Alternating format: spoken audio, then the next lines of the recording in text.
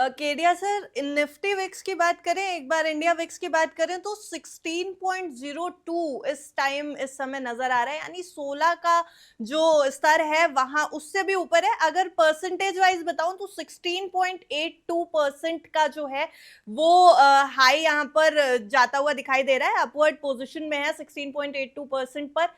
बहुत ज्यादा वॉलेटाइल इस समय बाजार नजर आ रहा है। अगर हम मार्केट टर्म्स में आपसे बात करें तो सर ओवरऑल पिक्चर मार्केट की क्या नजर आ रही है? शॉर्ट टर्म वॉलेटिलिटी मान करके चलें, सिर्फ कॉशियस हो रहे हैं निवेशक या थोड़ा पैनिक भी क्रिएट कर रहे हैं? अनिमा, बहुत अच्छा पॉइंट आपने उठाया और उसमें मैं आपको एक मजे का डेटा बताता हूँ। कोविड के समय इंडिया विक्स ने स्पाइक कर दिया था 86 का लेवल। अगर हम्म। दूसरा मैं लास्ट हाई देखो तो फरवरी 2022 में जब हमने फरवरी मार्च के अंदर जब रशिया यूक्रेन देखा था, तब हमने देखा था ये पहुंच गया था 34 पे, 34 पे। इसके बाद हमने देखा मई 2024, मई जून में भी हमने देखा था, जब थोड़े से एस्केलेशंस बढ़ने स्टार्ट हुए तो 31 तक पहुंच चुका था। डोनाल्ड ट्रंप जब जीतकर आए थे तब ये नवंबर 2024 में लगभग 20 के करीब था, और लास्ट 2025 अप्रैल में जब हमने इसराइल हमास देखा था तब 22। आज भी अगर विक्स 16 पे है तो हम न्यू नॉर्मल पे है। बिकॉज पिछले 10 साल का, 20 साल का मैं डेटा देख रहा हूँ, 2014 में भी अगर हम देखें तो विक्स 38 हुआ करता था, या 24 तक का लेवल ऑन एंड एवरेज हमने देखा था कि अपर बैंड था, और आज 16 पे है। ये दर्शाता है कि इंडिया कितनी मजबूत स्थिति पे बना के रखा गया है। तो आई थिंक मार्केट में हाँ एक सेंटिमेंटल इंपैक्ट है, लेकिन 5 साल में मैंने ये देखा है, जब भी मार्केट में आज भी जब गिरावट आया, मेरे पास सुबह से 4 से 5 कॉल ऐसे अच्छे आए, वो बोलते सर हमें बेचना नहीं है, आप बता देना हम वापस ले लेंगे। तो इंडिया की जो अभी ताकत है वो उनके नंबर से, इंटरनल नंबर से, चाहे जीएसटी के कलेक्शन बोल लीजिए, पार्टिसिपेशन बोल लीजिए। हाँ, थोड़ा सा डर की वजह से है, तो यहाँ पे घबराने की जरूरत नहीं है। हाँ, आगे एस्केलेशन कैसे होते हैं वो देखो, बोलना बहुत जल्दी होगा, लेकिन यस, इंडिया बहुत ही स्ट्रांग कंडीशन में आज, चाहे हम रुपए की बात कर ले, चाहे रिजर्व्स की बात कर ले, तो यहाँ पे मुझे लगता है ग्लोबल मार्केट के मुकाबले इंडिया काफी स्ट्रांग है। शरद सर, निफ्टी बैंक 682 पॉइंट्स नीचे, लगभग 1.25% नीचे, और निफ्टी लगभग 1.5% नीचे, 300 अंक नीचे। इस समय बाजार वॉलेटाइल तो नजर आ रहा है, और हम ये मान के चल रहे हैं पैनिक सेलिंग नहीं हो रही है शायद, लेकिन फिर भी कॉशियस है इस समय। लेकिन ये जो वॉलेटिलिटी है, यहाँ पर क्या निवेशक फंसे हुए हैं या फिर नई खरीदारी का मौका मान रहे हैं इसको बाजार में? मुझे लगता है अर्निमा, इसको इसको खरीदारी का मौका देखना चाहिए, क्योंकि इतने डीप करेक्शन लेवल्स आजकल कम देखने को मिल रहे हैं। आपने देखा होगा, अच्छी बात ये हुई है कि $20 बिलियन जनवरी 24 से जनवरी 25 से जनवरी 26 तक एफआईआईज और एफपीआईज ने बेचा। उसके बावजूद हम 25-26 रेंज के बीच में घूमते रहे। मैं निफ्टी की बात कर रहा हूँ, 25,000 और 26,000 और 26,000 से थोड़ा ऊपर वहां घूमते रहे। तो मार्केट इतनी डीप सेलिंग के बाद भी नीचे नहीं गई, क्योंकि डीआईआई ने संभाला हुआ था। हमारी मार्केट आत्मनिर्भर होती जा रही है।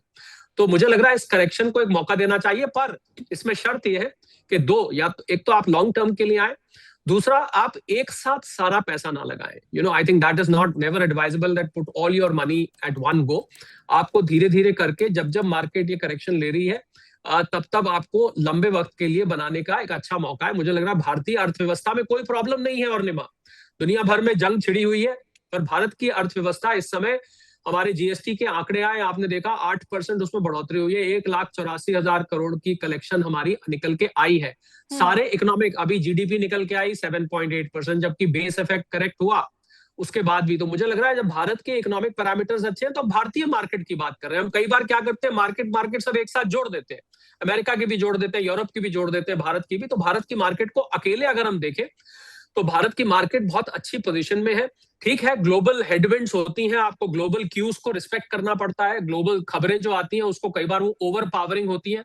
हमारे आर्थिक, आवाज जीएसटी के नंबर्स आए थे, मार्केट को ऊपर जाना चाहिए था। जीडीपी के नंबर्स आए थे, मार्केट को ऊपर जाना चाहिए था। पर ग्लोबल फैक्टर्स कई बार ओवर पावरिंग होते हैं। पर ये फैक्टर्स धीरे धीरे जब साइडलाइन होंगे, तो भारतीय मार्केट, भारतीय फंडामेंटल्स के ऊपर आपको स्टेबलाइज होती दिखेगी। तो इसलिए मैं इसको एक खरीदारी का मौका देख रहा हूँ लॉन्ग टर्म में।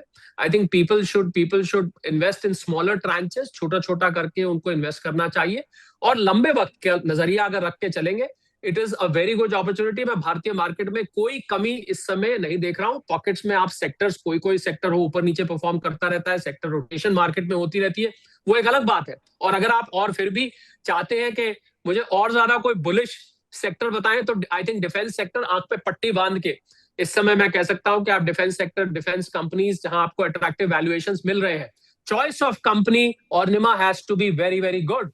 आंख बंद करके आप सेक्टर में लगाते हैं, पर कंपनी के फंडामेंटल्स को आप अगर स्टडी नहीं कर रहे हैं तो आप उसमें फंसे रह सकते हैं काफी समय तक। तो choice of company is very important.